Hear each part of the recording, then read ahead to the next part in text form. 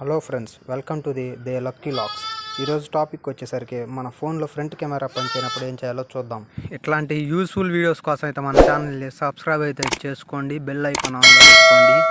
ఇప్పుడు మన టాపిక్లోకి అయితే వెళ్దాం. కెమెరా ఓపెన్ చేసుకున్నప్పుడు మనకి unable to use camera as front camera అయితే వస్తుంది. ఇప్పుడు మనం సెట్టింగ్స్లో అయితే ఓపెన్ చేసుకుందాం.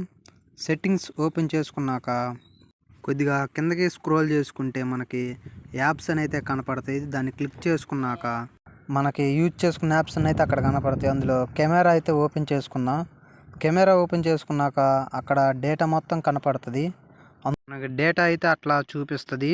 అట్లా చూపించిన దాంట్లో స్టోరేజ్ అండ్ క్లాచ్ అని ఉంటుంది. దాన్ని ఓపెన్ చేసి మనకి ఈ వీడియోలో చూపించిన విధంగా క్లియర్ క్యాచ్ని అయితే క్లిక్ చేసుకొని తర్వాత క్లియర్ స్టోరేజ్ని అయితే క్లిక్ చేసుకోవాలి. అప్పుడు మనకి యాప్లో ఉన్న మొత్తం డేటా అనేది క్లియర్ అవుతుంది. మీరైతే చూసుకోవచ్చు, అక్కడ యూజ్డ్ డేటాలో 0 అయితే కనబడుతుంది.